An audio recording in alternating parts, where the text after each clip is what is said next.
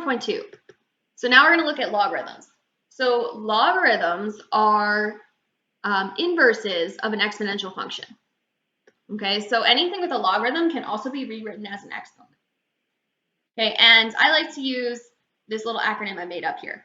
So it says log bay, like that weird term that you hear some of the not millennials, the Gen Zers saying sometimes. Okay, but in this case, in the bay, the B stands for base of an exponential function, the A stands for answer of an exponential function, and the E stands for the exponent. Okay, so for example, if I have log 2x equals 7, okay, this is my B, this is my A, this is my E. Okay, well, I know in an exponential function, the base goes here, so this would be 2. The exponent would go here, so the E is the exponent, and the answer goes here. Okay, so you can rewrite every logarithm as an exponential function. So if I do that with these examples, okay, let me make this a little bigger, actually. Is that a little bit better? Okay, so we'll start with logarithmic form. So if this is the base, this is the exponent, that's the answer, I just say, okay, log bay. So this is log, why is this so big here? Log, my base is 8, then my A goes here, so my A is x, my exponent goes here, B-A-E. So then same thing here, so this would be log, my B is C, my A, 25, my E, 2.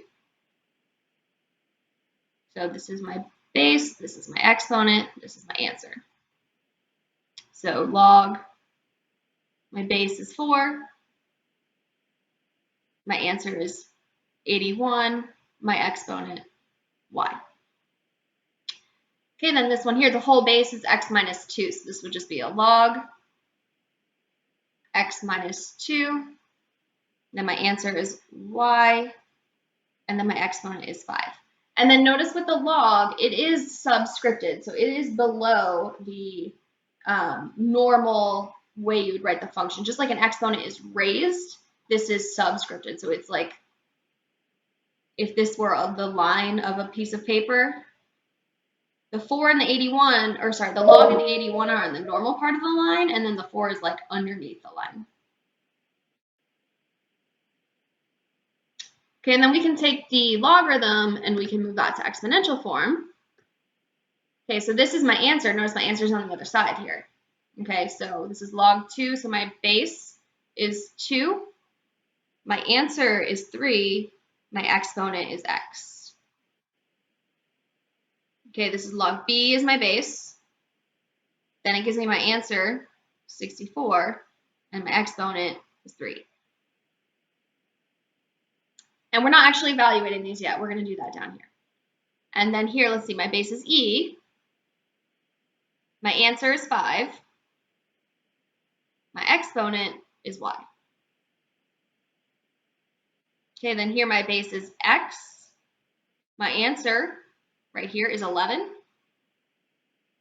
And then my exponent is, let's see, base, answer, exponent, 121.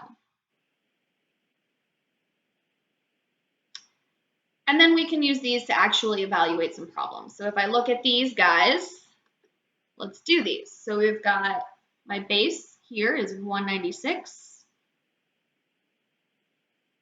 My answer is 14. My exponent is x. So I want to say, okay, 196 to what power is x?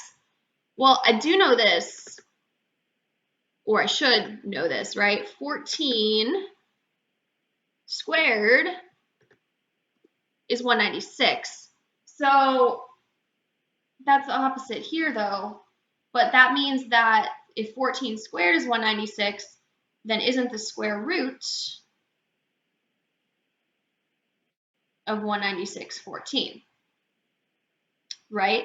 Now, do you guys remember how to take the square root and write that as an exponent? Do you remember my acronym for that? So I like my acronyms, right? So TIVO TIBO, the top of the fraction, so when I'm taking this and moving it to an exponent, the top of the fraction comes from inside the radical. T for top, I for inside, that's 196 to the first. The bottom of the fraction comes from outside of the radical, where the square root is just the second root. So the bottom of the fraction is 2. So that's 196 to the 1/2. It's the same thing as taking a square root. So x here is 1/2. Okay, if we look at B, you've got your base is 10, your answer 100, your exponent x. We can look at that and say, okay, I know that 10 squared is 100, so x is 2 here. Here I've got my base is 6, my answer is 6, my exponent is x. So 6 to the power of 1 is 6. And then this, I just forgot to put an x there. So the base is 243, the answer is 1, and the exponent is x. 243 to what power is 1?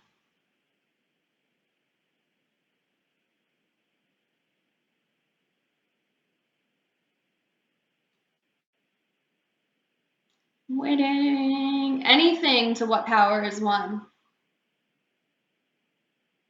0. So there, that would be 0.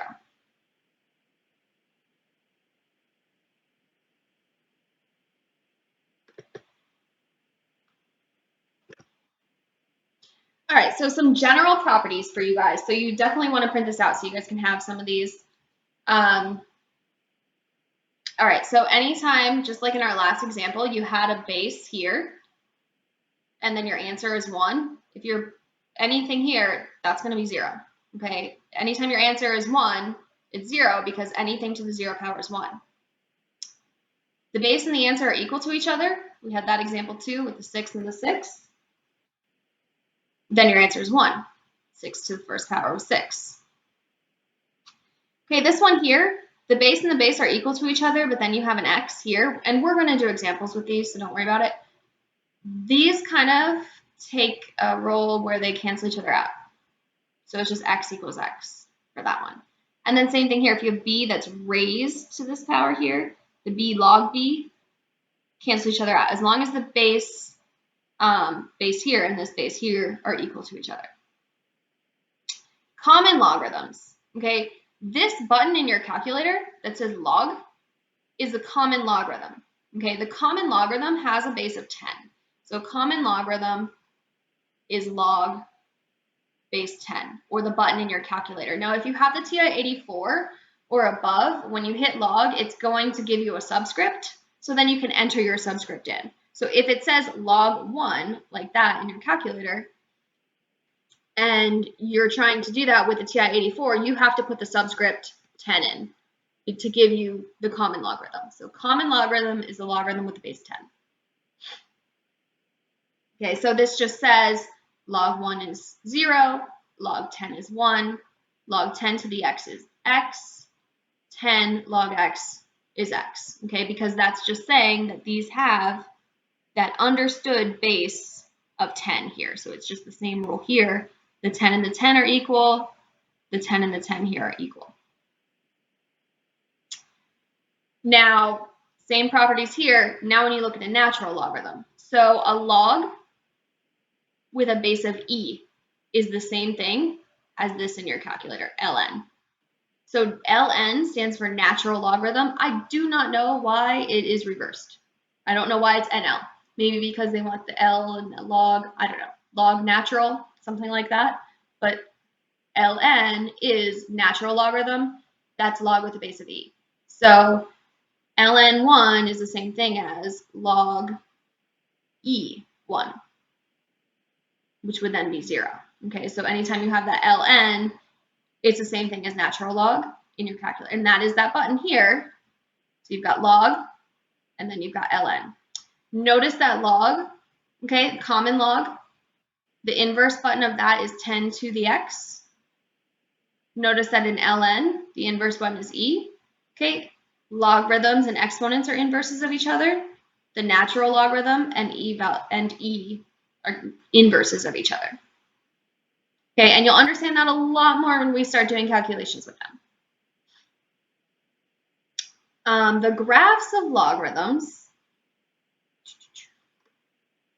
and again, I don't have on the test you graphing any logarithms, but on the homework you do have some. So this here is the graph of the exponential function. This is the graph of the logarithmic function. So they're inverses of each other.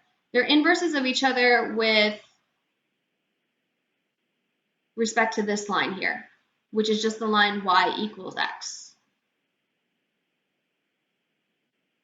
Okay, so they're reflective about that line. The domain is going to be all positive real numbers. So remember the range here was all positive real numbers, so the domain here is all positive real numbers. So they're inverses. The domain of this is equal to the range of this. Okay, so range is all real numbers. We're going to graph through the point 1, 0, and we're going to have a vertical asymptote of x equals 0, or a logarithmic function. If I wanted to put that in my calculator just to take a look at it, I would just go y equals log x, and then hit the graph button. And there's my logarithm. Okay, this is the graph of this function here, log base 4 to the x minus 5.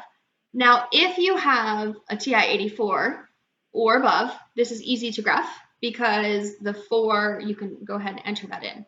If you do not have the TI-85, here's how you have to enter this into your calculator to graph it.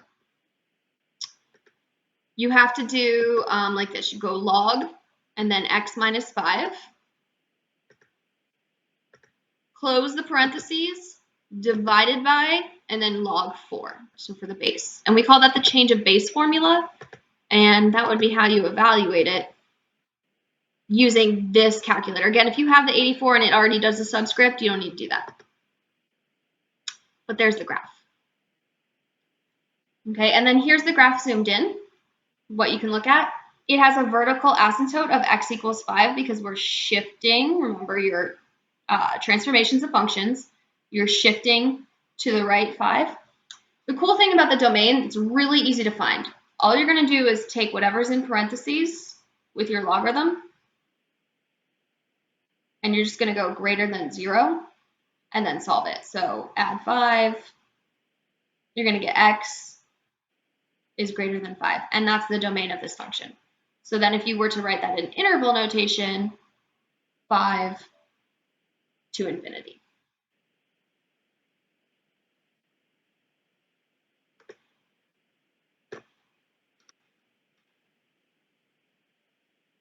Okay, so let's look at some practice problems.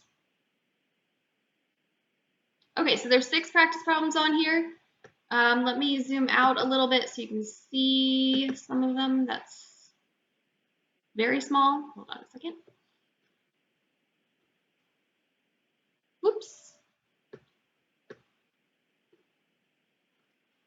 There we go. Okay, so now you can see them. Okay, so I'll give you guys about 5-10 minutes or so to work on those, and then we'll come back